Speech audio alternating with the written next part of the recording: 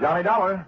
This is Royal J. Harkins, Dollar, Greater Southwest Insurance in Los Angeles. Yes, Mr. Harkins. If you fly to New York, you can catch a midnight jet that will arrive here at 4:20 in the morning. Oh, I can. There'll be a room for you at the Beverly Hilton for whatever rest you may require, and I'll see you at my office promptly at 9 a.m. Well, I'm sorry, Mr. Harkins, but I'm tied up this evening, so I'll grab a morning flight and see you about noon. No, 9 a.m. here at my office. Why? What's the big emergency? A conspiracy, Dollar, to commit murder. Oh? Yes. All right, then. I'll see you first thing in the morning. The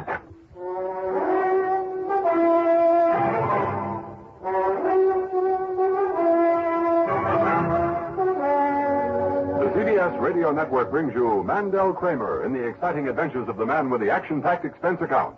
America's fabulous freelance insurance investigator. Yours truly, Johnny Dollar.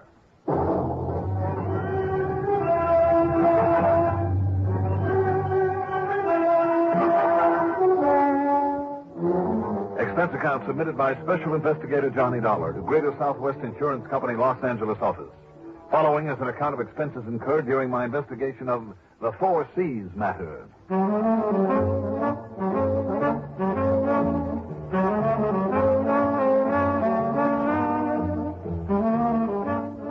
Item 1, and this does go on the expense account, a dime for a phone call to Betty Lewis, the one gal who really counts with yours truly. Oh, darn. I can't, Johnny. I'm sorry, hon, but I've told you from the time I started chasing you until you caught me, this sort of thing would happen now and then. I know, dear.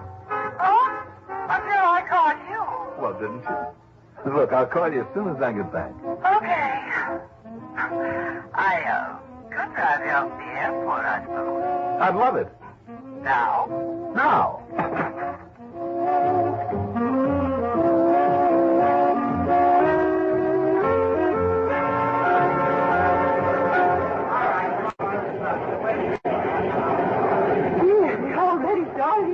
That's all right, Betty. The man at the desk said they'd hold it for me. Oh, I'm sorry, mister. I gotta make that flight. Oh, and there is one girl who'd be nice if you see her out there, but just one. Doris Crutton. We went to school together. Oh. Ticket, please, sir. Oh, yes. Here you are. Good, Mr. Dollar. Get right aboard, please. Yeah. Well, goodbye, dear. Oh, and come to think of it, Doris promised to stop and visit with me on our way to Europe this fall. Oh, this is Doris. What's your name? Yes. Mr. Dollar, would you get aboard, please? Look, I've got to go, Betty. You're a real beauty, too, Johnny. You'll love her. I'm sure I will. May I close the gate, please? But I'm not the least bit worried about you because I understand she's married now. Oh, really? Well, Mr. Dollar? Yes, all right. Goodbye, Betty. So if you do see her, Johnny. Honey, the plane. Just tell Doris to write me when she's coming. Look, will you please break it up? The plane is waiting. Please? All right, I'm coming.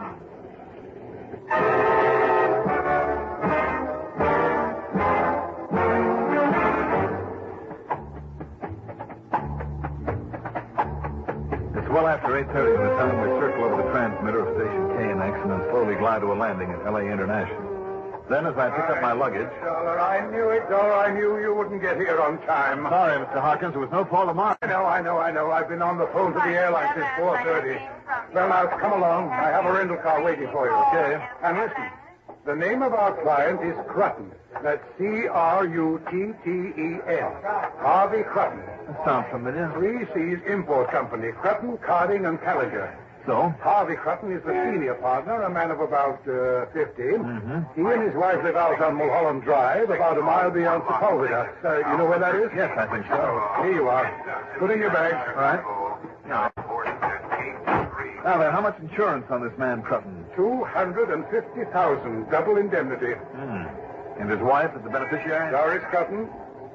Doris. But more important, Dollar, according to the partnership agreement with Carding and Callinger, his share of the business will pass to them. Well, this conspiracy you told me about. Yes. They're after him. Both of them. Here. Look here. In yesterday's paper. Flight 262. Man threatens to kill business partner. Yes.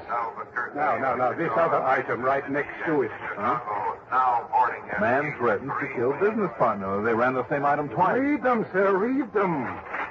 In a posh Beverly Hills restaurant last evening, Wilbur Carding, well-known importer, told his partner Harvey Crutton in front of several witnesses. Yes. Now read the other item. Boarding for San Francisco. In a bistro on the Sunset Strip late last night, Earl R.J. Kellinger, well-known importer, told his partner, Harvey Crutton, in front of several witnesses... There. Do you see? Oh. Oh, now, which was it? Kellinger in a nightclub or carting at a restaurant who threatened to kill him? Both of them, don't you see, Dollar? Both of them did. You take that kind of threat seriously? Why? Because Crutton is bad for their business. He's one of the most disliked men in the city of Los Angeles. Well, again, why? Oh, shady deals and generally bad moral character. Crutton has more than any client I ever had. Really? Oh, I could name you a score of people who'd be glad to see him out of the way, be glad to help him on his way. How about his wife? Because he won't sell out to him before the business goes completely to pot. Wilbur Carding hates him most of all.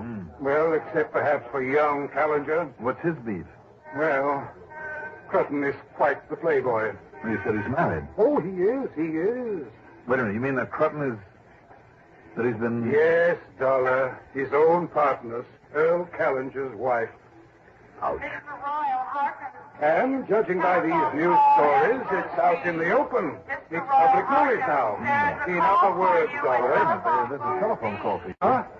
Booth... Mr. Harkins, telephone call. Booth B, whoever that is. Oh, yes. I told my office I'd be here. All right, come along. Do you honestly believe that one of his partners would go so far as to kill him? Yes, and that each of them would do everything possible to protect, to alibi the other. I see. Now, excuse me, will you? Hello?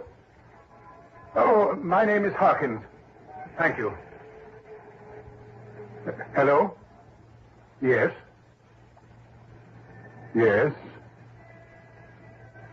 Oh, I see. Yes, well, have you notified the... I see. Thank you. Now, Mr. Harkins... Now, wait, Dollar. That was my office.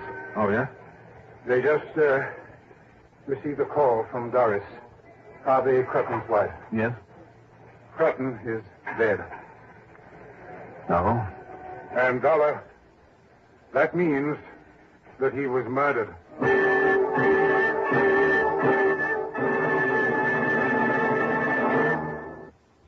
When you have to stay alert, don't let drowsiness slow you down. Perk up. Perk up with No Dose. The safe way to stay alert without harmful stimulants. Remember, when you're driving, working, studying, and monotony makes you feel drowsy. Perk up. Perk up with No Dose. No Dose.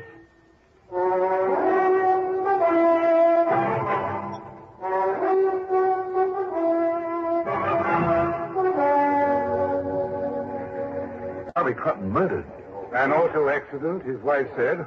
The police notified her only a few moments ago. There was some trouble identifying the body. Where? He drove an imported sports car, a Minerva Pacini. Expensive. It would seem, from what little the police told her, that he lost control going around one of those tight curves up there on Mulholland Drive. Dead man's curve. I see. He tore on through the guardrail and dropped some 300 feet into the canyon. Oh. Tell me, was Crutton a pretty wild driver? No. Definitely not. In spite of owning that Minerva Pacini. That car was purely a matter of prestige for him because of its cost and exclusivity. I doubt if there are more than 3 of them in the whole state of California. I can believe that. In any event, they've finally done it. They've murdered him. In spite of the fact the police claim he simply lost control. I believe otherwise. That he was killed first. And he and his car were pushed into that canyon. Or that somebody sideswiped him or forced him off the road or something like that. That somehow he was murdered. You find out when it happened? Sometime after midnight. He didn't know exactly. Well, I guess I better get going. Yes, Dollar. Get him out there immediately. Right.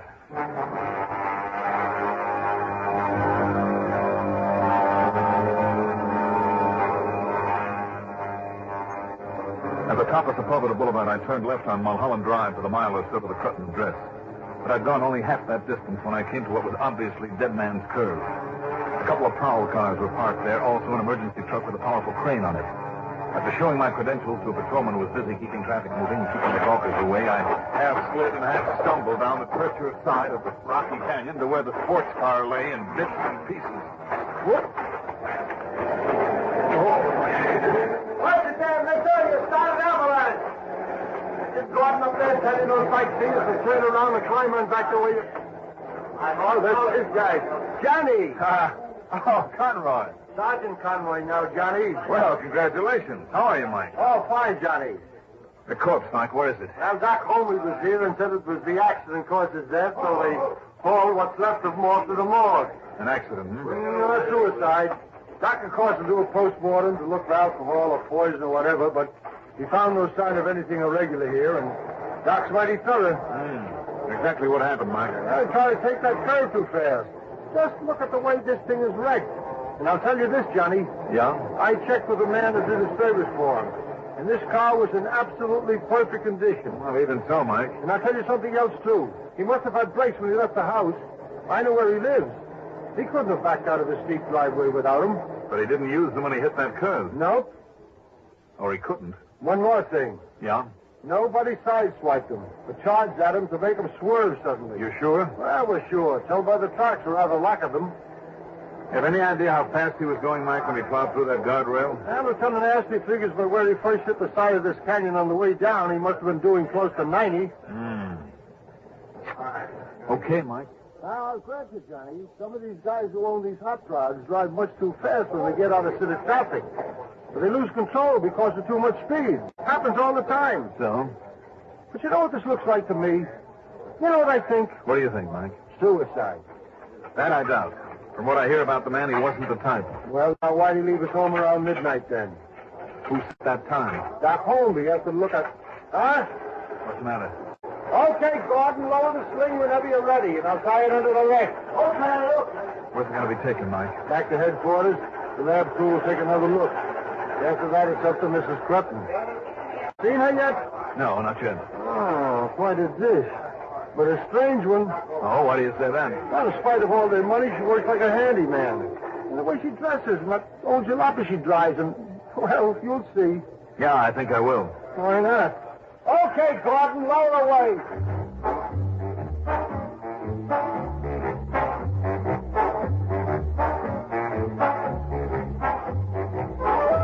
The house was a modest one, and the windows sparkled in the morning sun.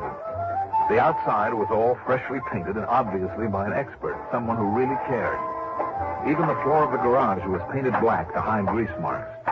And the so-called jalopy parked in there, well, it too was spotless and a real beauty. Do you like it? What? Oh. 1938. Cleaner and runs better than the day it was born. I restored it myself. Renewed the upholstery, repainted it. All works.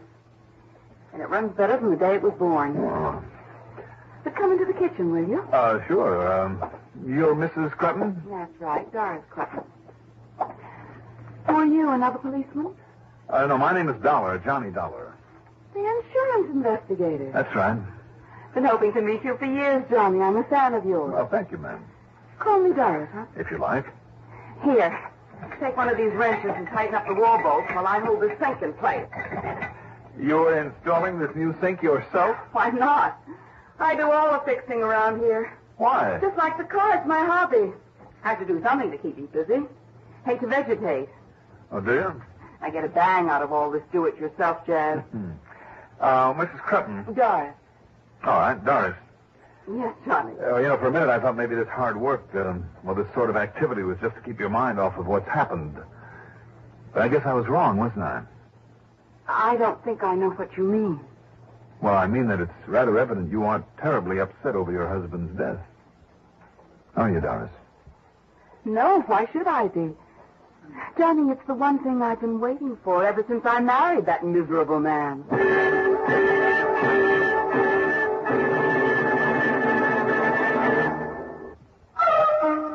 Want to give up strong-tasting cigarettes? Treat your taste kindly with Kent. Want to give up harsh-tasting cigarettes? Treat your taste kindly with Kent. Want to give up rough-tasting cigarettes? Treat your taste kindly with Kent Smoke Kent, the micronite filter cigarette. Yes, Kent, the cigarette that made the filter famous, lets you get away from cigarettes that sometimes taste too strong, too harsh, too rough. Because Kent, with the micronite filter, refines away harsh flavor, refines away rough taste for the mildest taste of all. If you want to get away from strong, harsh-tasting cigarettes, change to Kent. Remember, the finer the filter, the milder the taste. Treat your taste kindly with Kent Smoke Kent, the micronite filter cigarette.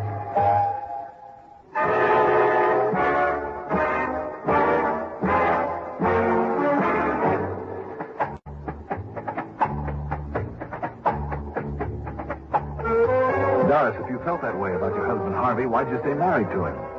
Because I wanted to be sure of getting not only his money, but his insurance. $250,000. $500,000 now because of his accidental death. Anything wrong with that? Well, I don't know, Doris. Johnny, once I found out what a rotter he was, treating me like dirt under his feet and out with other women all the time, I felt entitled to anything I could get. I still feel that way. Tell me, Doris, where were you when he left the house last night? You can check, Johnny. I was at a poker game with some girls I know. I got back about 1:30. Saw that his car was missing, the way it often was. So I went to bed.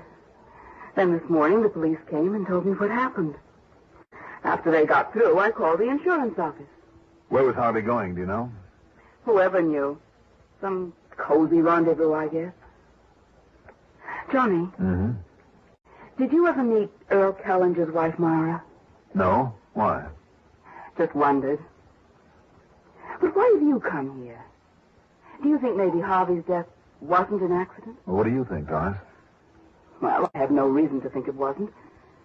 Because all I know is what the police told me, and yet... Yes? Well? Johnny, if either Wilbur Carding or Myra's husband, Earl Callenger, did get to him somehow, did manage to cause that accident, all I have to say is thanks. Thanks? Well, sorry if you like. In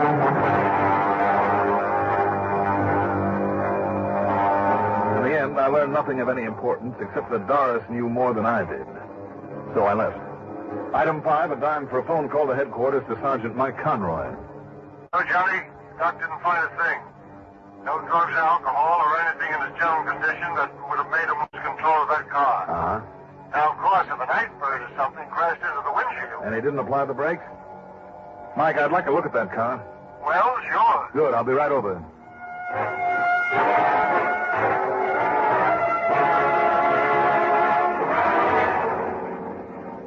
Before doing so, I dropped in at the 3 C's Import Company. Earl Callenger looked anything but sad over his erstwhile partner's death. Sure, I'm glad he's gone. Sure, I'm glad. Not only because of the business, but now it'll give Myra, that's my wife, it'll give her a chance to come back to her senses again, behave like a decent wife and mother again. And you'll forgive her, Callenger? Oh, she's only a kid, Dollar, a naive kid. And if Harv had a chance to charm her with his phony manners and all his money, well, maybe it was partly my fault, because I was so tied up with his business. Just the same, you had a mighty powerful motive for wanting to kill him, didn't you? Oh, now, don't be ridiculous. Hey, wait a minute, Dollar. You mean that crash wasn't an accident? Where were you late last night? On a train. On the way back from San Francisco, a business trip. I got in here at 8 o'clock this morning. Can you back that up? Well, sure I can. Ask Wilbur Carding. He was with me. I was afraid of that. And 3 of our salesmen, too. Ask them. Ask the cops. They checked us out. Now, listen, Dollar. All right. Just keep your shirt on.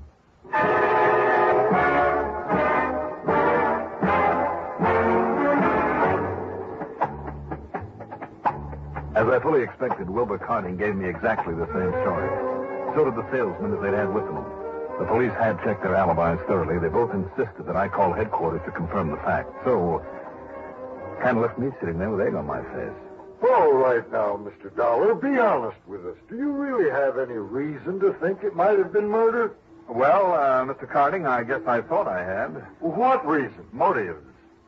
Your motives. Yours and your partner's. The only motives that seem to make any... Now, wait a minute. Hold everything. Yes? What is it, Dollar? 3 C's. That's the name of our company. Yes. 3 C's Import Company. Yes, I know. But there's another one. A 4th C. Excuse me. What? I'll see you later. Hunch? Not by a long shot. Because of something Betty Lewis had said to me before I left Hartford. About Doris planning a trip to Europe this fall. Doris alone. I drove to headquarters, and back of the place, a crew was going over what was left of the Minerva Pacini. And here, Johnny, look at the neat lineup of the tools for one of these babies. Here under the rear deck. That's exactly what I came to look at. A specially molded velvet-lined compartment for every one of them. Even the lug wrench. And all of them in the metric system instead of American standard. Wait a minute, Mike. Yeah? Where's the little tool that was supposed to fit in this compartment? Well, it could be most anywhere in this mess. The brake system on a Minerva Pacini and the bleeder valve for letting air out of the brake lines. Johnny, you think maybe somebody could have opened that bleeder valve just a hair? It's a possibility, isn't it? Oh, but you can't tell by looking at this wreck. It's too far gone. I know, Mike. But if that special wrench is where I think it is. Mike, I'll see you.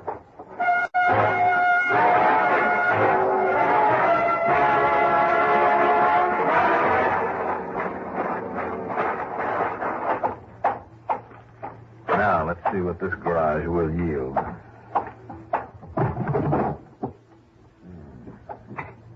All very neatly arranged.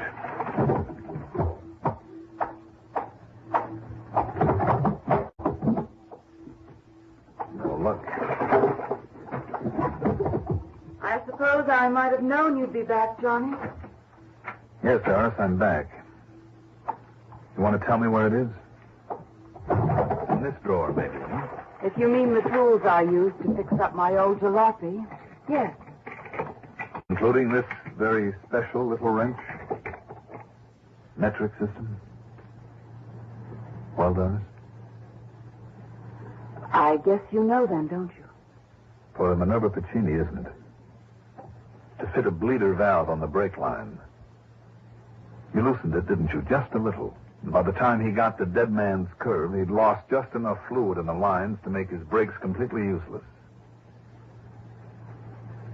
Why, Doris? Why you? Somebody had to do it, Johnny. I'd waited so long and nobody else would. So I had to kill him. I shouldn't have, I guess. No, Doris. You shouldn't have.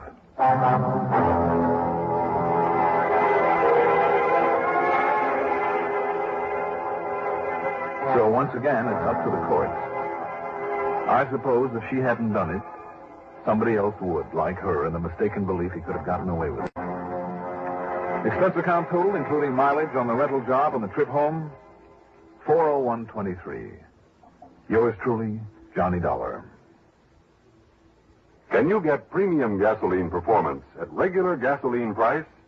Find out what so many other car owners have found. In 3 out of 5 cars, regular priced Sinclair Dyno gasoline matches performance of premium gasoline. Saves you up to 4 cents a gallon.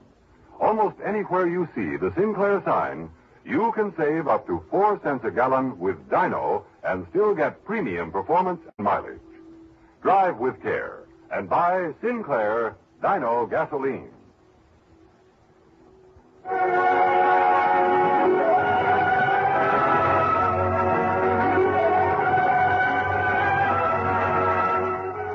Yours truly, Johnny Dollar, is written by Jack Johnstone, produced and directed by Fred Hendrickson. Johnny Dollar is played by Mandel Kramer. Also featured in our cast were Grace Matthews, Mercer McLeod, Frank Milano, Walter Kinsella, Vivian Smolin, Robert Dryden, Joseph Boland, Barbara Whipple, and Larry Robinson. Music supervision by Ethel Huber. Sound patterns by Walter Otto. Technical supervision by Fred Turner. Be sure to join us next week, same time, same station, for another exciting story of yours truly, Johnny Dollar. Art Hanna speaking.